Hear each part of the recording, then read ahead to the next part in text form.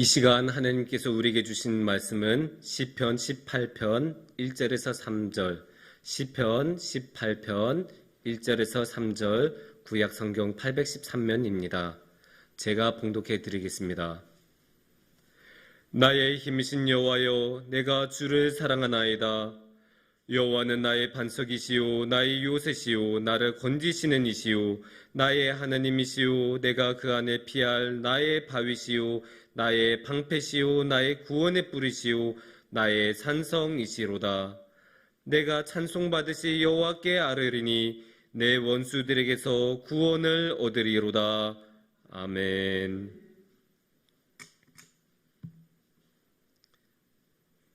우리가 살다 보면 반드시 하는 게 있죠. 말입니다. 제가 지금도 말을 하고 있죠. 우리 모두는 항상 많은 말을 하고 살고 있고 많은 말을 주고 받으면서 살아갑니다. 우리가 이렇게 주고받는 말 가운데서는 듣기 좋은 말도 있을 것이고 듣기 안 좋은 말도 있을 것입니다. 듣기 싫은 말 중에는 무엇이 있을까요? 어느 누구나 잔소리 같은 거 듣기 싫어할 거고 꾸지람 같은 거 듣기 싫어할 거고 또 들었던 말을 또 듣는 것도 고역인 경우가 많습니다. 반면에 듣고 싶은 말 중에는 무엇이 있을까요? 여러 가지 말들이 당연히 있겠지만 자녀를 키우는 부모의 입장이 되다 보면 꼭 듣고 싶어하는 말이 있죠. 자녀 입에서 꼭 듣고 싶어하는 말, 사랑해입니다. 사랑해. 이 말은 아무리 듣고 또 들어도 질리지가 않습니다. 당연히 자녀는 부모를 사랑합니다. 특히 나이가 어린 자녀일수록 부모를 전적으로 사랑합니다. 부모가 어린 나이에 전부인 경우도 너무나 많습니다.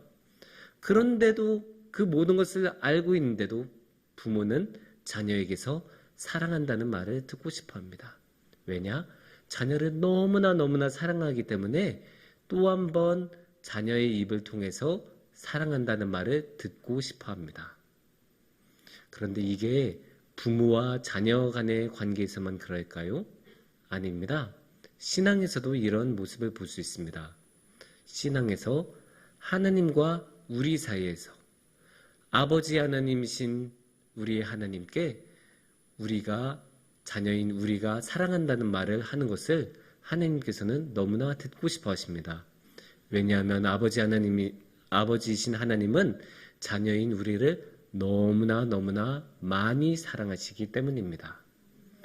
그래서 오늘 말씀을 보면 하나님을 사랑한다는 말이 나오는데, 그래서 오늘의 말씀을 통해서 함께 하나님을 사랑한다는 말에 대해서 생각해보는 시간을 가졌으면 좋겠습니다. 오늘의 시편은 어떤 상황에서 나왔을까요? 그것을 알 수 있는 아주 간단한 방법이 있습니다. 오늘의 시편을 성경책에 보면 그 시편이 시작하기 전에 파란색 글씨로 쓰여져 있는 글씨가 있죠. 그거를 보면 이렇게 나옵니다. 여호와의 종 다윗의 시, 인도자를 따라 부르는 노래. 여호와께서 다윗을 그 모든 원수들의 손에서와 사울의 손에서 건져주신 날에 다윗이 이 노래의 말로 여호와께 아뢰어 이르되, 이렇게 나와 있습니다.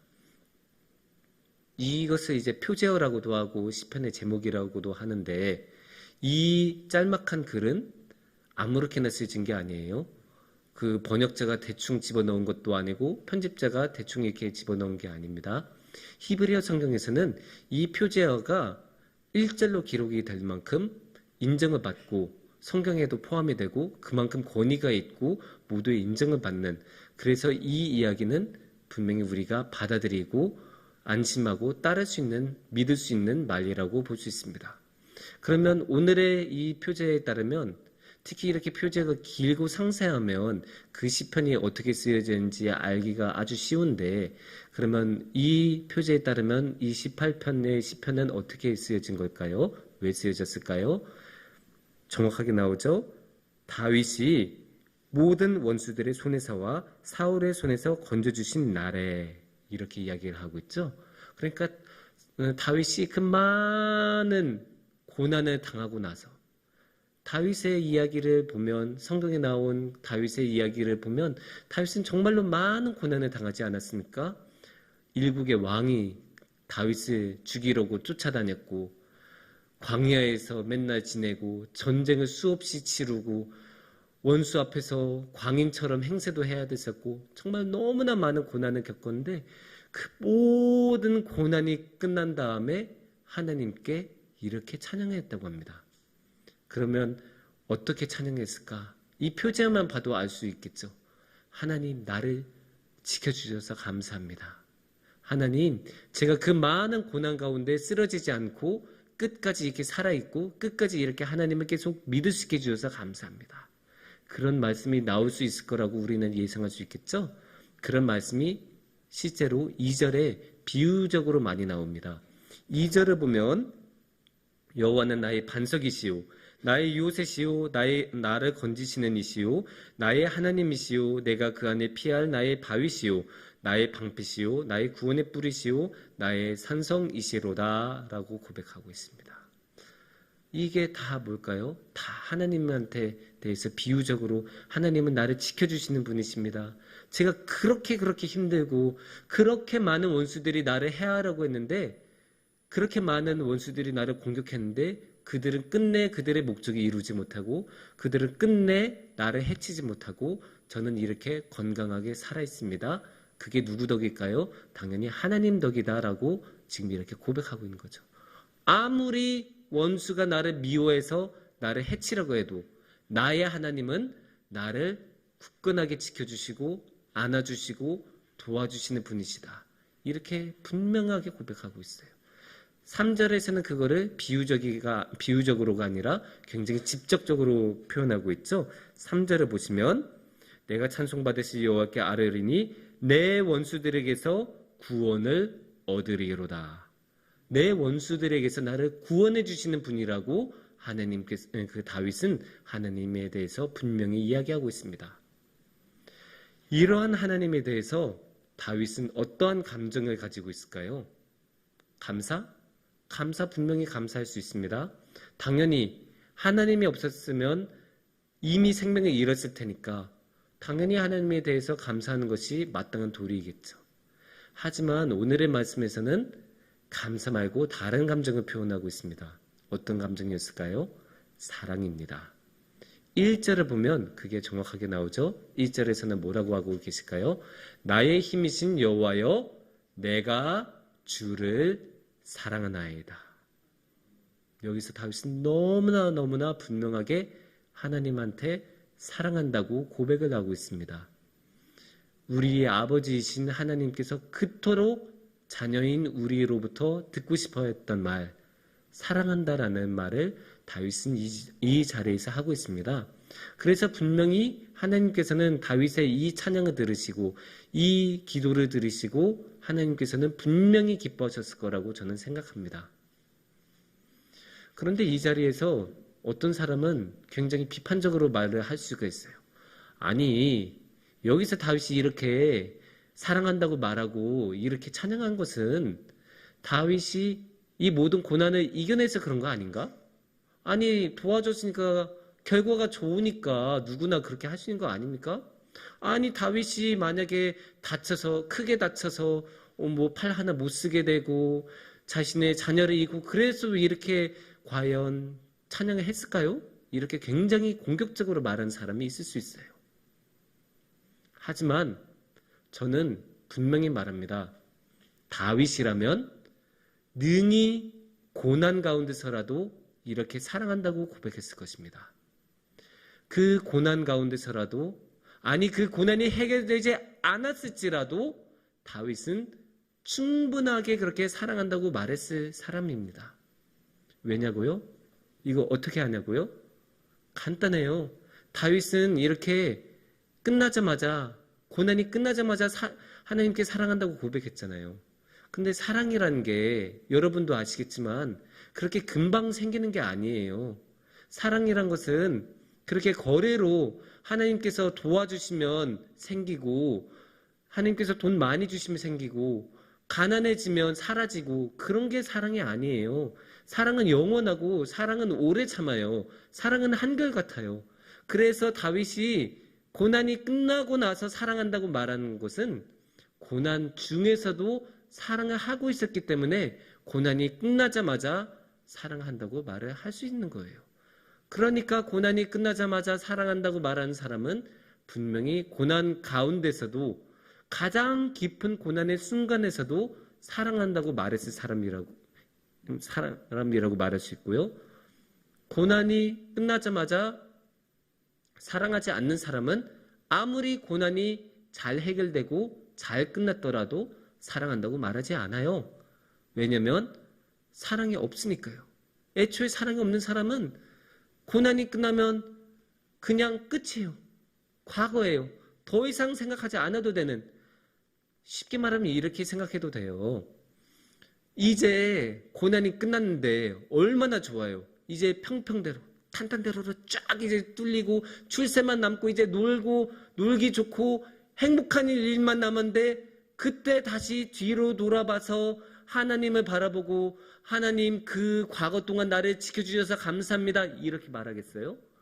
평소에 사랑하지 않았던 사람은 고난이 끝났다고 해서 절대로 사랑하지 않아요. 그냥 끝이고 자기 놀러가기 바쁘죠. 하지만 다윗이 고난이 그 끝나는 순간에 자신한테 찾아온 그 영광의 순간에 하나님을 맨 먼저 바라보고 사랑한다고 말한 것은 그만큼 진정으로 하나님을 사랑하고 하나님을 향한 뜨거운 사랑이 그 마음속에 있었기 때문이에요.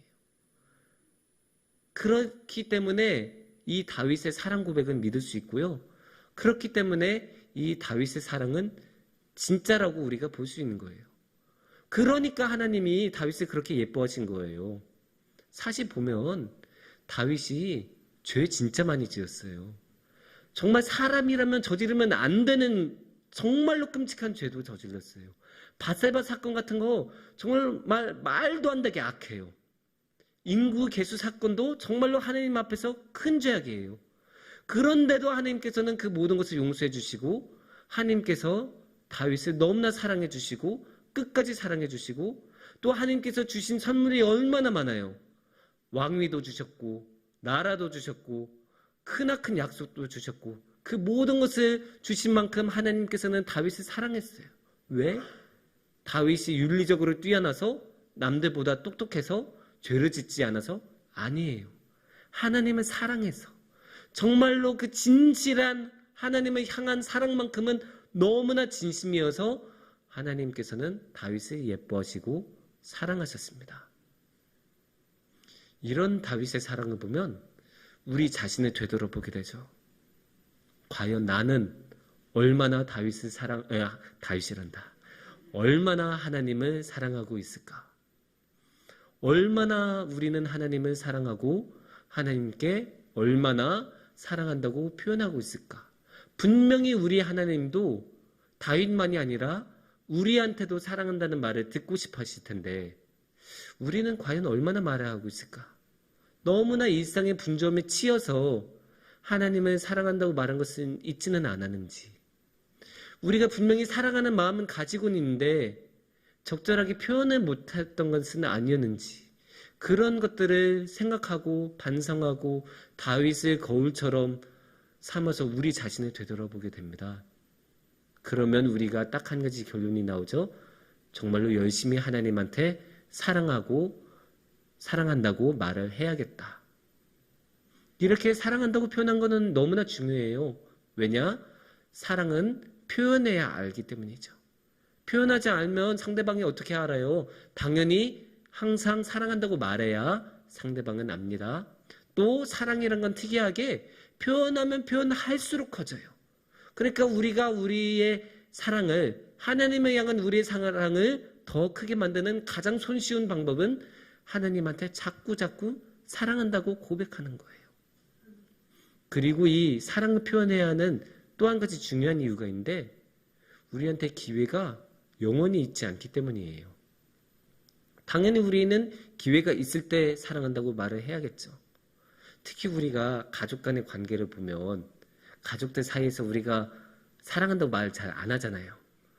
물론 우리는 우리의 가족들을 너무나 사랑해요. 다들 사랑하고 계실 거라고 믿고 있고요. 하지만 정작 우리가 사랑해라는 말은 좀 낯간지럽잖아요. 어떻게 그런 말을 해. 특히 아들한테 딸 보고 딸한테 아들 보고 사랑해라고 말해봐라고 하면 질색을 할 거예요. 아이폰을 최신 아이폰을 사준다고 해도 안 해줄 거예요. 너무나 그거 어떻게 해요? 막 이런 반응이 나와요. 하지만 저는 너무나 많이 봤어요. 그렇게 낯간지럽다고 사랑한다고 말을 안 했다가 갑작스럽게 더 이상 사랑한다는 말을 못하게 되고 그 기회를 잃어서 너무나 슬퍼하는 사람들 너무나 많이 봤어요. 그때 마지막으로 한 번이라도 더 말했을걸. 그래도 그때 마지막에 가기 전에 한 번이라도 내가 더 말해줬을걸. 그 후회로 남은 평생을 살아가는 사람들 너무나 많이 봤어요. 그래서 우리도 하나님 앞에서 그런 후회와 슬픔으로 우리의 마음을 채우는 것보다 하나님께 사랑한다고 고백하고 사랑한다는 말로 우리의 마음을 채운 게 훨씬 더 낫지 않을까 생각합니다. 그래서 이렇게 우리가 사랑한다고 표현하기로 결심한 이상 우리가 한 가지 더 생각해야 하는 게 있어요. 그러면 우리는 어떻게 사랑을 표현해야 할까요? 이 어떻게라는 방법도 굉장히 중요해요. 단순히 이제 뭐 이렇게 해볼까 저렇게 해볼까 이런 게 아니고 정말로 사랑은 잘 표현해야 돼요. 너무나 당연한 거예요. 왜냐? 사랑의 여러 가지 모습이 있는 것처럼 사랑을 표현하는 방식도 너무나 많아요. 어떤 사람은 선물을 주는 것을 통해서 사랑을 표현하고 어떤 사람은 멋있는 이벤트를 펼쳐서 사랑을 표현하고 어떤 사람은 말로 자꾸 사랑해 표현하고 어떤 사람은 묵묵하게 행동으로 표현하고 사랑의 표현 방식은 너무나 많이 있습니다. 근데 중요한 것은 적절한 적당한 표현 방식으로 우리가 표현을 해야 그 사랑도 정말로 빛이 납니다. 그래서 제 생각으로 가장 좋은 사랑의 방식, 표현 방식, 물론 사랑에 대한 표현 방식은 너무나 많이 있겠지만 가장 좋은 실패하지 않고 언제나 성공할 수밖에 없는 하나님을 향한 사랑의 표현 방식은 기도입니다. 기도만큼 사랑을 잘 표현할 수 있는 방법은 없어요. 우리가 하나님한테 사랑을 표현하려면 일단 하나님을 만나야 되지 않겠습니까? 그런데 우리가 일상생활 가운데서 하나님을 어떻게 만나요? 우리가 무슨 내비 찍고 주소 찾아가서 하나님을 만나는 게 아니잖아요. 우리가 하나님을 만나려면 영적인 세계로 나아가야 되는데 그 영적인 세계로 나아가는 가장 표준적이고 기본적이고 정확한 방식은 기도입니다. 그러니까 우리는 당연히 기도로 하나님께 나아가서 기도로 하나님께 사랑한다고 표현해야 합니다. 또한 우리는 기도를 통해 형식을 갖춘 제대로 된 사랑의 표현 방식을 할 수 있습니다. 이 형식을 갖춘다는 것 굉장히 중요해요. 물론 우리가 너무 형식에만 치우치면 그것도 안 되겠지만 그렇다고 아예 형식을 다 버릴 수는 없어요. 우리가 형식을 아예 안 갖추고 사랑한다고 말하면 그 내용조차도 이상해져요. 생각해보세요. 우리가 만약에 소파에 딱 누워서 턱 이렇게 개고 아이스크림 먹으면서 사랑해 이렇게 말하면 그거를 누가 사랑한다고 받아들이겠습니까? 어느 누구도 그걸 진지한 사랑이라고 받아들이지 않아요. 우리가 보통 젊은 남녀들이 결혼해주라고 프로포즈할 때 영원한 사랑을 약속할 때 어떻게 합니까? 좋은 식당에서 반지 같은 거 딱 준비하면서 아주 진지하게 사랑해 나와 결혼해줘 나와 함께하자 그렇게 말하지 않습니까? 그렇게 진지하게 형식을 갖춰서 하는 이유가 뭐예요? 그 형식이 정확하게 갖춰졌을 때 그 내용도 빛나는 거예요. 그 형식이 이상하고 아무렇게나 하면 사람들은 그 말의 내용도 받아들이지 않을 뿐더러 사람마저도 받아들이지 않게 돼요. 그러니까 우리는 실패하지 않는 방법, 실패하지 않는 형식, 기도를 사용하는 게 좋습니다. 그 경우에 기도는 항상 하나님 앞으로 나아가는 가장 좋은 방법이고 기도란 게 뭐예요? 우리가 살아가는 일상생활 잠시 딱 멈추고 중단하고 아무리 바쁜 일이 있어도 일단 뒤로 미루고 우리가 하나님 앞으로 나아가는 시간이잖아요. 다른 아무리 바쁘고 중요한 거 있어도 다른 거 다 내려놓고 오직 하나님하고 나만 있는 시간, 그렇게 둘만 있는 시간에 우리가 사랑을 고백한다면 그거는 어느 누가 봐도 진지하고 참된 사랑이라고 믿을 것입니다. 사랑하는 성북중앙교회 여러분, 우리 모두 함께 주님께 사랑하며 나아갔으면 좋겠습니다. 그리고 그 사랑을 주님께 표현하고 사랑한다고 말하면서 나아갔으면 좋겠습니다. 물론 우리가 살다 보면 너무나 바쁘고 지치기도 하지만 그럼에도 불구하고 우리가 우리의 삶을 잠시 내려놓고 기도로 주님께 나아가며 기도로 우리가 주님께 사랑한다고 고백할 때 하나님께서는 사랑이 많으신, 너무나 많으신 하나님께서는 너무나 기뻐하시면서 우리의 삶을 더 큰 사랑으로 충만하게 채워주실 것입니다. 기도하겠습니다.